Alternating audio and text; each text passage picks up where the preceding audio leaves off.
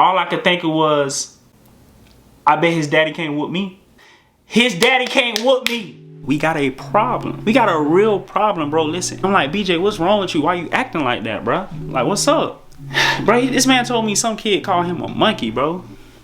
What? The kid said he needs a brown crayon and looked at him. Bro, who is this kid, bro? Stop playing with me, bro. I'm getting infuriated because we've all experienced this, bro. And it's crazy because you've learned to deal with it. You've learned to where that don't bother me. But when it's your seeds, when it's your kids, nah, bro, like I got a problem, bro. I don't understand how someone walks into a room, how a child walks into a classroom on the second day of school. There's so much to be excited about, but all you're focused on is my son's skin color. Bro, then I have to think this kid only in 4th grade, but that's not an excuse. Who are your parents? We got a problem.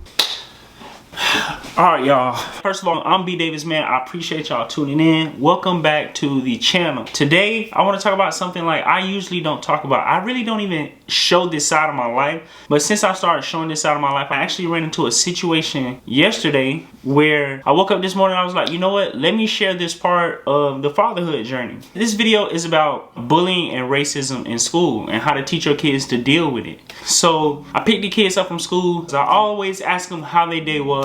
And when they go to school, they actually have an assignment. They're supposed to meet one person a day. We did it last year. It worked phenomenal. They know just about everybody in the entire school. And so we started it officially this week again. Like, hey, get back to meeting one person a day. Be able to tell me something about them, right?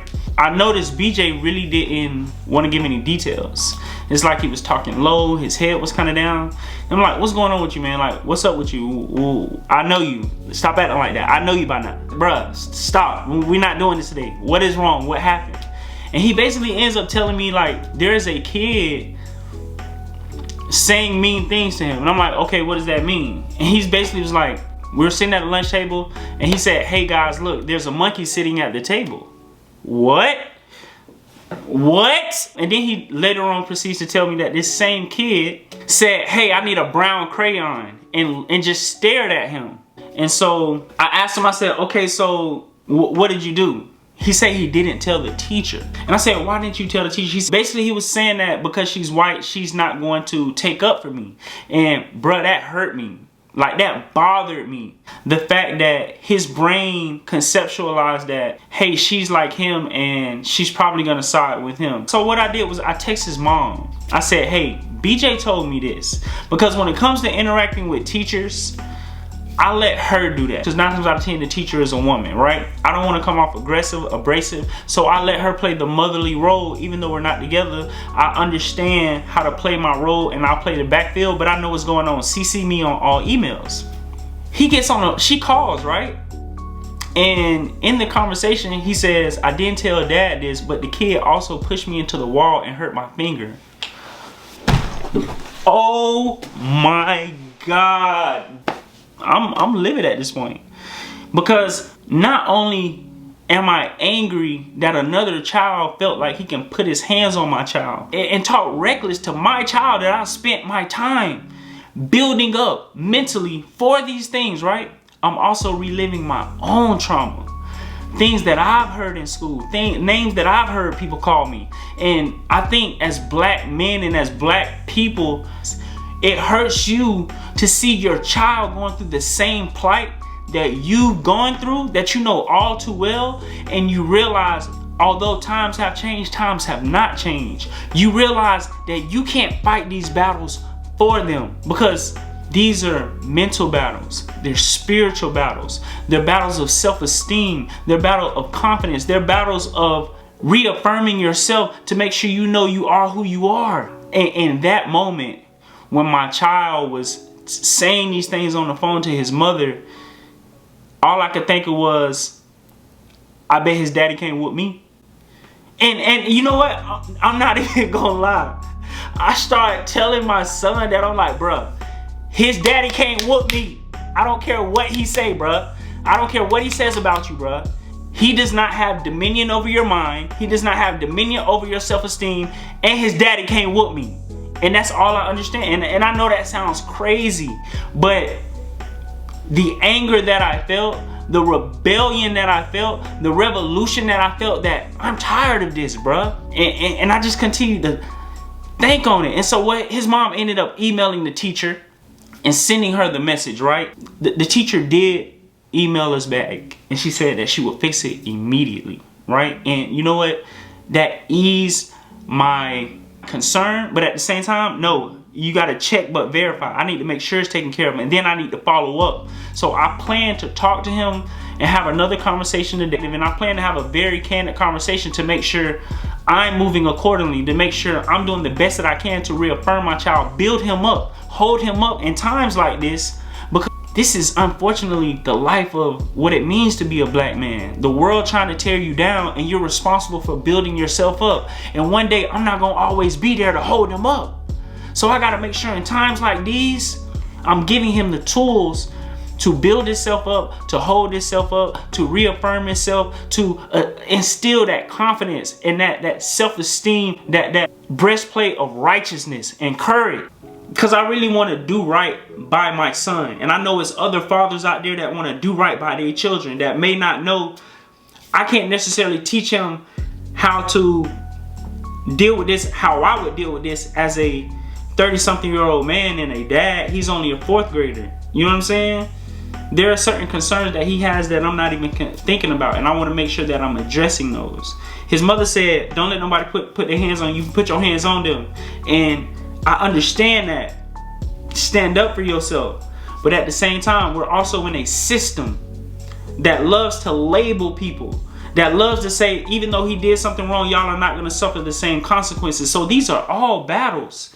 These are all tribulations and hardships that we do have to address. And you know what? There's no space addressing them, so I'm going to address them. I can't teach my kid that if your kid hit me to hit yours back. No, bro. We got to move a little bit more strategic. You got to use this. Because when it come down to it, unfortunately, justice is not justice. They not going to perceive y'all the same. Teaching him how to embrace his culture, to take pride in who he is, and to block out all the noise. I just didn't know it would be this loud this soon. I just didn't think I would be doing it when he's 10 years old. I didn't think I would be doing it at 10 years old, man. You know what? He's a smart kid. But with that, you always gonna have haters. You always gonna have people trying to tear you down. I told him, I said, listen, if a lion walks in the room, if a lion is in the jungle, does he worry about sheep? Is he worried about the sheep? He said, no. I said, but let's switch the roles. If a sheep enters in an environment where a lion is present, do you think the sheep are worried about the lion? He said, absolutely. I said, so who do you think you are? Did you wake up and go to school and just start picking on this kid? Did you feel the need to berate him and to tear him down? He was like, no. I said, but he was worried about you though.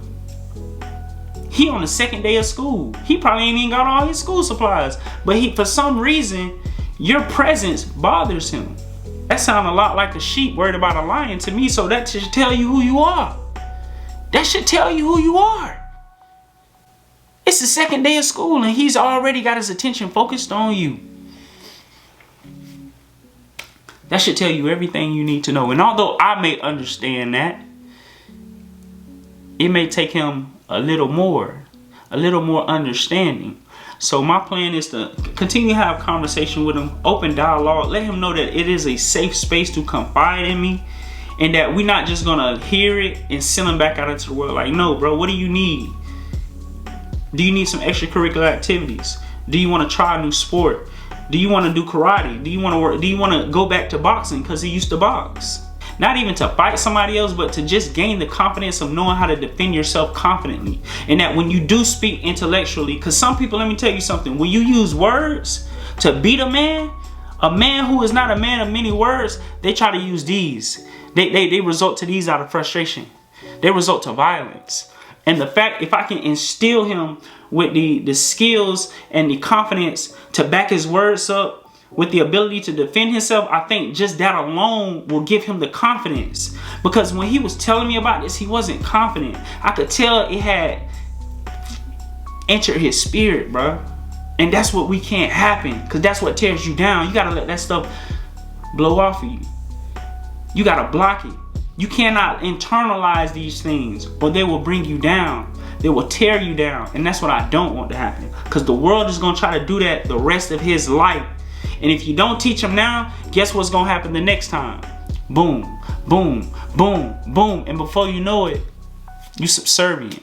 Before you know it, you don't feel like you're worthy. Before you know it, you're self-sabotaging. Before you know it, come on, bro, we're not doing that. Over here on this channel, I don't know what they teaching on them other anti-bullying channels. I seen they got something I ain't even watching. Over here, no, we're not doing that. We're not doing that. No man will have dominion over my thought process, over my self-esteem, white, black, purple, rain, blue, it doesn't matter. And that starts today. I don't care if he's in 4th grade, it starts today.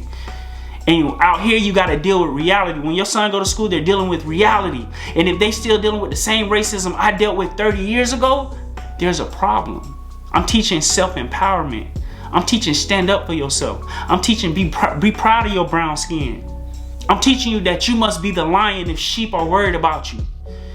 They only a job is to trick you out of thinking you're not a lion. Like I said, I'm gonna empower mine.